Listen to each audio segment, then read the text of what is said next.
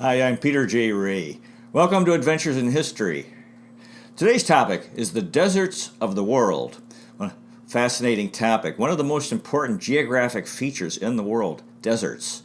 And very interesting. And these spaces, basically, you could say wastelands, very dry, not much vegetation, very few people, and wide open spaces. And I think there's a sort of a fascination with deserts. They're also, personally, I find them rather terrifying, especially the Sahara, because this vast space, and you think, wow, look at this.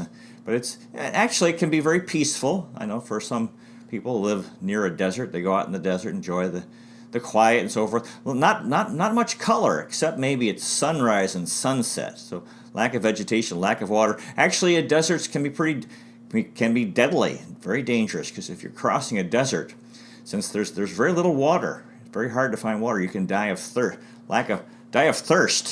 So very interesting topic and a very important part of our world. Okay, the first desert, really the grandfather of all deserts is the Sahara Desert, which like I said, I personally find rather terrifying because it's just incredibly large. And actually, really the desert.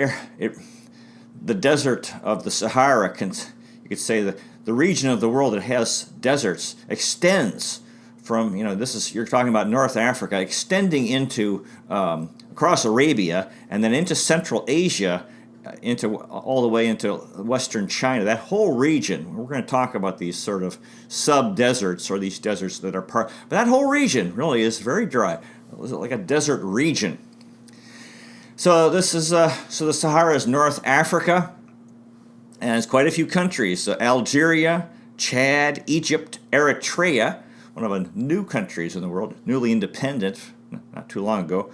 Libya, Mali, Mauritania, Morocco, Niger, Sudan, and Tunisia. Yeah, a lot of countries, and excuse me, and really something. And the Sahara is by far the largest desert in the world, and this is North Africa, Muslim region. And of course, you hear these the stories of camels, which they call them ships of the desert, because they can live without drinking for quite a while. Good for transportation, of course, nowadays in the modern world with automobiles. But if you're crossing the Sahara by car, your car breaks down, you could be in big trouble because, like I said, the lack of water. I mean, hopefully you don't have another car passing by. So I find the Sahara Desert really compelling and interesting, and just this vast size. And supposedly it is expanding south, because in the south of the Sahara it's sort of because of over-farming, population pressures, and some areas, which can't, fertile lands can be turned into desert through bad farming practices or too much farming and so forth.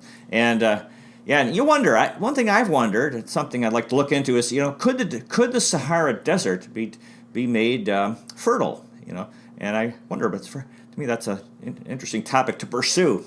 Okay, the second desert, the Australian Desert, which could be actually that has like three of the parts, since it's pretty big: the Sandy Desert, the Victoria Desert, and the Simpson Desert, all in Australia. Now, Australia is this, it's like an island, but it's considered too big to be an island, so it's a continent, and the country of Australia. Now, most Australians live in a small area in the southeast, because most of Australia is desert.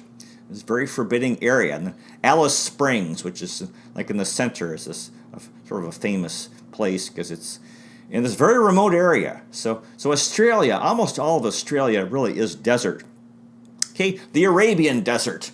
Like I said, this is kind of like an extension of the Sahara, just across the Red Sea, the Arabian Desert, which has a number of countries: Iraq, Jordan, Kuwait, Oman, Qatar, Saudi Arabia, United Arab Emirates, and Yemen. So, and mostly this is Saudi Arabia, and this is a very famous, well-known, and of course, because of oil wealth, you have these countries that have become very wealthy from oil, and that little did they know that they had this under the earth, and of course, it only became valuable because of automobiles and the use for gasoline. So the Arabian Desert which actually, the founder of Islam, Muhammad, spent his life there in Arabia. And of course, Arabia is also a very large peninsula. And then if you've seen the movie Lawrence of Arabia, that's set in, well, I don't know if it's set there, it's supposed to be, he spent his time with the British Army working with Arabs fighting the Turks in the First World War. So that movie has some great scenes from Arabia. So the Arabian Desert is actually a huge desert land, and the Arab people, the Saudi people, really have been they're a desert people. Like I said, they become very wealthy, but the Saudis enjoy they're living in cities, Riyadh and so forth, and they cities life can be noisy and hectic and crowded. So Saudis like to go out of town to the especially in the late, not during the day really, but maybe after work, 4 or 5 o'clock, and it's because it's peaceful, very peaceful out in the desert in Arabia, and they can have a nice picnic, and it cools off at night. So that's one of the things that they enjoy doing over there, is going out into the desert, enjoy the peace. This is one of the things. Yeah, it is quiet, and deserts are wastelands, but they're also quiet. So if you're looking for peace, desert could be a good place to go. Okay, the Gobi Desert. Now this is in China and Mongolia, and this is the area. Yeah, this would be like I said, this region of deserts, which extends from the Sahara Arabia into Central Asia and Western China. The Gobi Desert. Yeah, I had a high school teacher, Vernon Gillespie, who supposedly he took a trip to the Gobi Desert during his summer vacation. So the Gobi is sort of northern China to the west, and in Mongolia. The Kalahari Desert. Now this is in southern Africa. A number of African countries share the Kalahari, including Angola, Botswana, Namibia, and South Africa. The Kalahari Desert in southern Africa. Okay, Patagonia. Now, this is down in southern South America, shared by Argentina and Chile. These two countries going down toward where South America goes to a point and the end of the peninsula, which South America is. And so Patagonia, this sort of a barren region, going down toward the southern hemisphere, going down toward the southern part of the world. The Syrian Desert. Now this is Iraq, Jordan, and Syria. Yeah, the Syrian Desert, you could say, excuse me, not to sneeze. The Syrian Desert actually is really, I would say, connected to the Arabian Desert, but I guess just further north, so they consider it a separate desert. But it's really part of the same desert area, as far as I can tell, based on looking at the map. Excuse me. Okay, the Great Basin. Now, this is in the United States, Nevada and Utah. Yeah, Nevada is a great desert state in the United States. And excuse me. And Las Vegas. Yeah, there's a great scene from the movie about, I think it was called Bugsy Siegel. And this guy, he was driving through the desert in Nevada and had arguing with his girlfriend. And he stopped the car and went storming off into the desert.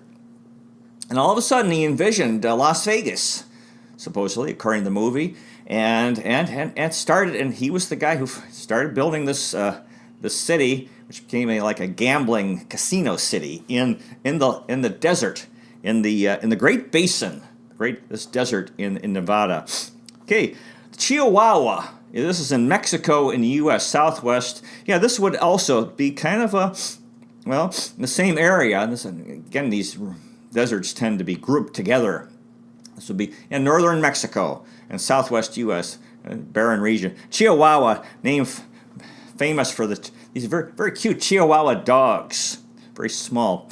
Okay, the Karakum in Turkmenistan. Yeah, this is Central Asia. Yeah, so like I said earlier, the desert region continuing from North Africa into Central Asia, and Turkmenistan, yeah, one of the former Soviet Union republics, now an independent country in Central Asia.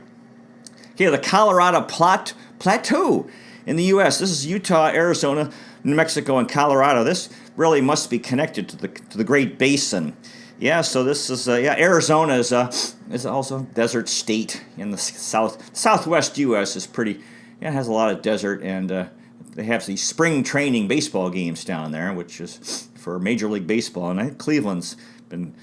We used to play at High Corbett Field in Tucson, Arizona. Okay, the Sonoran Desert, Mexico and the U.S. Yeah, this must be connected to the Chihuahuan Desert, and the northern Mexico and southwest U.S., which is a desert type area. Taklamakan in China. Yeah, now this would be sort of near the Gobi Desert in western China. Taklamakan, and yeah, the part of this vast desert region. The Thar Desert, India and Pakistan. Yeah, now this is a little bit more of an isolated desert, and but not too far really from Arabia. The Thar Desert, Registan Desert in Afghanistan. Yeah, if you've seen some of these movies or documentaries about Afghanistan, has a lot of mountains, and then if you're traveling some very barren areas, including this Registan Desert in Afghanistan, which American troops have become familiar with through this long Afghan war. Atacama, Chile and Peru. Yeah, so this would be a little bit further, Chile and Peru. Yeah, sort of north of the this desert we talked about. The what was it called a while ago? Excuse me, Patagonia. So let's see, Atacama, South America. The Mojave Desert in the United States. I believe they also call it Death Valley. This is east of Los Angeles.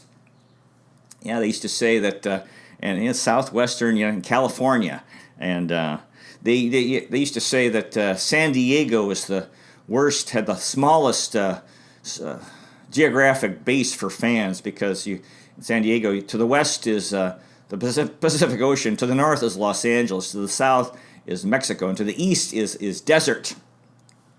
The Mojave Deserts, since Hollywood is in Los Angeles, the capital of the movie industry. It's pretty easy for them to film desert scenes by going to the Mojave Desert. Yeah, and there's a famous scene in the in the book and movie, The Grapes of Wrath, when the Joad family, traveling from Oklahoma to California, have to pass through the Mojave Desert, and they decide to go through at night because it'll be a lot easy, so it won't be so hard because of the very high temperatures. I know people have died in the Mojave Desert because they got stranded, especially in the old days when they're traveling by horse and wagon, when it's really tough to make it across because of, no water, and it'd be very tough on the horses back in the old days. Okay, the Columbia Desert. This is in Washington. This is in the northwest U.S., Washington, Oregon, and Idaho. Yeah, so there's kind of a desert region sort of extending all the way down from Mexico and into the southwestern U.S. into the north. The Namib Desert, Angola and Namibia. This would be connected to the, what we said a while ago, that African desert.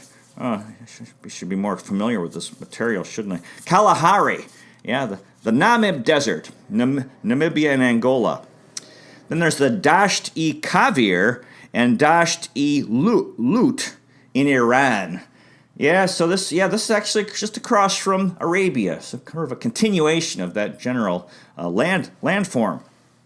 Now, actually, according to geographers, the largest desert in the world is Antarctica, on the southern part of the world, by the South Pole. And what's strange is that there's like a mile of ice. Antarctica is a continent, as a land mass, but on top of that land mass is a huge amount of ice because of the severe cold that generally doesn't melt, or very, very, very little. And they only get 8 inches of precipitation. So Antarctica, you don't tend to think of it as a desert unless you went there. If you went to Antarctica, of course, down there the real challenge is the severe cold. Very barren area. There's nothing growing down there. There's a lot of sea life around Antarctica. Very barren. So it's a barren land, vast, and it's a desert of ice. You think of a desert, there's no water, but here you have all this water, but it's not in a usable form. It's ice. Now they can, of course, chop it up and heat it for water. So that's an advantage that you have in Antarctica. You won't have to die of thirst because you're surrounded by water. You just have to heat some of it up. Really amazing, Antarctica. And then there's the Arctic also is considered a desert. Now, the thing is, the Arctic is an ocean. Of course, and the so-called Arctic Desert extends into Russia, Canada, Alaska, and the U.S., and Greenland. I think all of Greenland or almost all of Greenland is considered part of this Arctic Desert. So you have it's a desert of ice. And here it's a sea. You'd think, wow, how can a sea be a desert? Well, it's a desert if it's frozen. So the Arctic, although the thing is up there they do have submarines. Yeah, I think they can travel. There must be water under the ice pack, and of course in summer it does break up. So the Arctic Ocean is another desert, and apparently, according to geographers, the second largest after Antarctica. The two largest deserts, have all this water really around by them.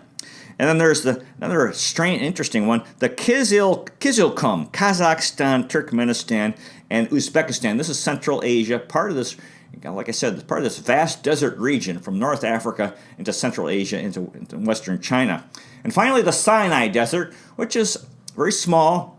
It's in Egypt, really you could say almost part of the Sahara, but famous in the Bible because when Moses led the Israelites from slavery in Egypt back to Israel, according to the Bible, because the ancient Israelites misbehaved and lost faith in God, especially when Moses went off to be alone for like 10 days in the mountain to get the 10 Commandments, and then the Israelites panicked and they started worshiping the golden calf. And they tended to complain, their faith. And supposedly, according to the Bible, because of their misbehavior, they had to wander for 40 years in the Sinai Desert before they were allowed to go to, make it to Israel and settle in ancient Israel. So they're just wandering around because that was their punishment, according to the Bible. And of course, in the the Arab-Israeli wars, Israel took the Sinai from Egypt and actually turned it back over to the Egyptians later. So anyway, that's a story, a fascinating topic. Again, a lot to learn. Yeah, I'd like to learn.